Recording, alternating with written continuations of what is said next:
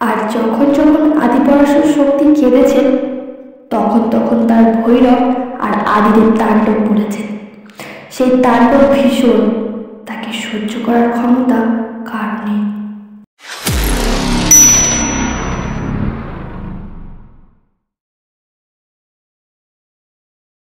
আপনারা শুনছেন ড্রাগখানি, এপিসোড 26। পুরুষকে তার পৌরুষে আঘাত দিলেই সে তিল মিলিয়ে ওঠে। ঠিক বেঠিকের হিসাব রক্ষণ করার চেষ্টা তখন সে করে না। রাজন ইন্দ্রাশিস যে এতগুলো বছর অপেক্ষা করে গেছেন কেবলমাত্র একটি সন্তানের জন্য, সেই সন্তান যখন আসার খবর এলো, ঠিক তখনই একদন্ত মোক্ষম স্থানে আঘাত হানলেন। রাজনের যুক্তিতর্কের আড়ালে ধন্দে ফেলে দিলেন যে জন্মেঞ্জয় আসার পরই কেন রাজমহিষীর কাছে সুখবর পাওয়া গেল।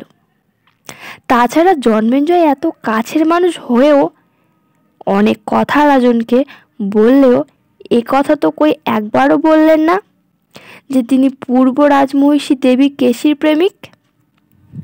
রাজনের কাছে সবটা যেন কেমন এলোমেলো হয়ে যাচ্ছে। কেন জন্মেঞ্জয় জানালো না তার আর কেশীর আলাপের কথা? হ্যাঁ, রাজন দেখেছেন উর্মিকে মন্দিরে বসে থাকতে ঘন্টার পর ঘন্টা। মাঝে মাঝে জন্মেঞ্জয়কেও তিনি বেরিয়ে আসতে দেখেছেন মন্দির থেকে। তাহলে কে ঠিক? ইন্দ্রাশিসকে কোলে পিঠে করে মানুষ করা কুলপুরোহিত একদন্ত, না ভ্রাতা বলে জড়িয়ে ধরা জন্মেঞ্জয় রাঠোর?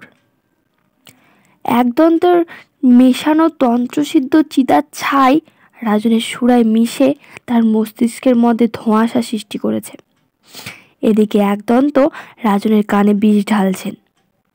একদন্ত মৃদু হেসে বললেন, চলুন আপনাকে দেখিয়ে আনি সেই গোপন কক্ষ, যার প্রত্যেকটি দেওয়াল সাক্ষী দেবী উর্মিমালার অপবিত্রতার, যেখানে জন্মেঞ্জয় ও উর্মিমালার পরকীয়ার বীজ অঙ্কুরিত হয়েছে। আর সেই বীজের ফলকে রাজমহিষী আপনার বলে চালাতে চাইছেন। উনি জানেন পিতা হওয়ার তীব্র আকাঙ্ক্ষা আপনার, তাই আপনি কাকের বাসায় যে কোকিলের ডিম পেড়েছে সেটা বুঝতে পারবেন না। রাজন একদন্তের সাথে গেলেন মন্দিরের গর্ভগৃহে। প্রহরীদের জানানো হলো এখন যেন মন্দিরের আশেপাশে কাউকে আসতে না দেওয়া হয়। রাজনকে একদন্ত দেখালেন মন্দিরের পাথরের দেওয়ালে খোদিত নটরাজ ও ত্রিশূল। রাজন বললেন, এ তো এখানে বরাবরই আছে, এটা কেন দেখাচ্ছেন? গর্ভগৃহ তো একটি কক্ষ, আর সেখানেই আমরা আপাতত দাঁড়িয়ে আছি, দেবীর দ্রাক্ষানির আসনের কাছে। একদন্ত এগিয়ে গেলেন।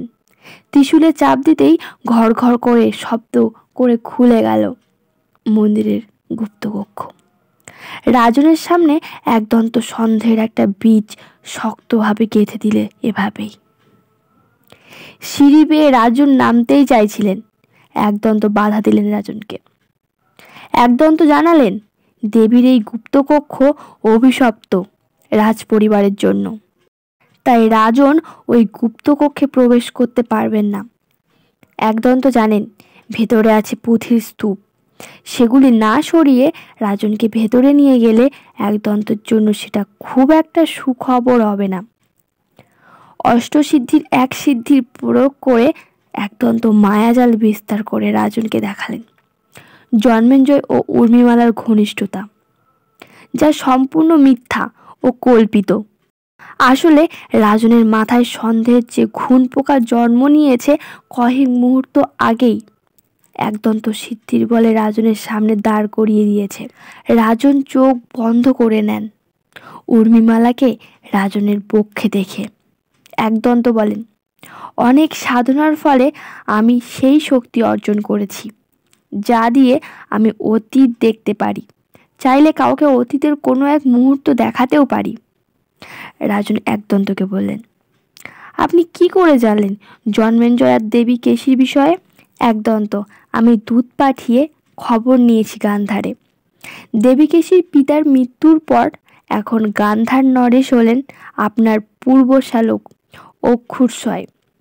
তিনি আমাকে পত্র পাঠিয়ে এ বিষয়ে নিশ্চিত করেছেন যে আমার ভাবনাই সঠিক। রাজনের হাতে অক্ষুশ্বয়ের পত্রটি তুলে দেয় একদন্ত। সেখানে স্পষ্টভাবে বলা হয়েছে যে রাজা জন্মেঞ্জয় ভালোবাসতেন দেবী কেশিকে। গান্ধার রাজ চেয়েছিলেন মেয়ের বিয়ে দিতে জন্মেঞ্জয়ের সাথে, কিন্তু কোনো অজানা কারণে জন্মেঞ্জয় পিছিয়ে আসেন। এদিকে গান্ধার কন্যার প্রেমের বিষয়টি আশেপাশে রাজ্যে জানাজানি হয়ে যাওয়ায় গান্ধার রাজ দ্রাক্ষ সাম্রাজ্যের কুর নিয়ম কথা জেনেও মেয়েকে রাজন ইন্দ্রাশিসের সাথে বিয়ে দিয়ে কন্যাদায় থেকে মুক্ত হন। রাজন রেগে মন্দিরের ভেতরেই প্রদীপের আগুনে জ্বালিয়ে দেয় একদন্তের দেওয়া পত্রটিতে। রাজন বেরিয়ে যেতে অগ্রসর হলে একদন্ত বলেন, পিতার মতো কুলপুরোহিতকে অবিশ্বাস করে অন্য রাজ্যের রাজাকে বিশ্বাস করেছেন রাজন। রাজন, আমি জন্মেঞ্জয়কে এখনই হত্যা করব, সাথে উর্মিমালাকে তার সন্তান সহ হত্যা করব। একদন্ত পদ আগলে দাঁড়ান। উর্মিকে মারলে কি করে চলবে একদন্তর? উর্মি যে তার শিকার। একদন্ত বলেন, এ ভুল করবেন না রাজন। অতিথি রাজাকে হত্যা করলে আপনি নিজেও কলঙ্কিত হবেন ও সাম্রাজ্যকেও বিপদের মুখে ঠেলে দেবেন। আপনাকে মৌখিক যুদ্ধে হারিয়ে দিতে হবে ওই জন্মেঞ্জয়কে। ওকে রাজ্য থেকে তাড়িয়ে দিন। আর দেবী উর্মিমালাকে যদি আপনি এখন মেরে ফেলেন, তাহলে আপনার বংশের এত বছর ধরে চলা নিয়মের কি হবে? উর্মিমালাকে মারার জন্যই তো আনা হয়েছে। সে মরবে, ভয়ঙ্কর মৃত্যু, তবে তার জন্য তিথি পর্যন্ত অপেক্ষা করুন। ওর শাস্তি হবে পূর্ণ গর্ভে। জন্মেঞ্জয়ের সন্তানকে নিয়েই ওকে বলি যেতে হবে দেবী দ্রাক্ষাণীর চরণে। এতে ভিন রাজ্যে বসে রাজা জন্মেঞ্জয়ও শাস্তি পাবে। আপনি সেটাই করুন যেটা আমি আপনাকে করতে বলছি। রাজন মন্দিরের দেওয়ালে নিজের হাত দিয়ে একটা জোরে আঘাত করলেন। ওনার হাত বেয়ে নেমে এলো রুধি ধারা। একদন্ত রাজনকে রক্তাক্ত দেখে খুশি হলেন, কিন্তু মুখে আহারে আহারে করে উনি রাজনকে সান্ত্বনা দিতে লাগলেন। একদন্ত ভীষণভাবে এখন নিশ্চিন্তে যে রাজনের ওপরে যে মারণ উচ্চাটন করেছে সেটা কাজ করেছে। তার উপরে গুপ্ত কক্ষের খোঁজ পেয়ে কেশীয় জন্মেঞ্জয়ের বিষয়টা জেনে সেটাকে আছিলা করে যে গল্প একদন্ত ফেলেছেন সেটা ইন্দ্রাশিস একদম বিশ্বাস করে নিয়েছে। এবার সে একদন্তের হাতের পুতুল হয়ে নাচবে। কিছুতেই জন্মেঞ্জয়কে আর রাজন বিশ্বাস করবেন না। রাজন রক্তাক্ত হাত নিয়েই এগিয়ে গেলেন জন্মেঞ্জয়ের সাথে দেখা করতে। পথে ফোঁটা ফোঁটা রক্ত ঝরে পড়ল। জন্মেঞ্জয় ধ্যানে বসেছিলেন। তার মুখে ফুটে উঠল এক ক্রোধের স্ফুলিঙ্গ। একদন্ত মন্দিরের ভেতরেই দাঁড়িয়ে রইলেন বাকি তামাশার অপেক্ষায়। পাপী একদন্ত লক্ষ্য করল না যে দেবীর মূর্তির ধাতব চোখ বেয়ে নেমে আসছে অশ্রুধারা। আর যখন যখন আদিপরাশর শক্তি কেঁদেছেন, তখন তখন তার ভৈরব আর আদিদেব তাণ্ডব করেছেন। সেই তাণ্ডব ভীষণ, তাকে সহ্য করার ক্ষমতা কারো নেই।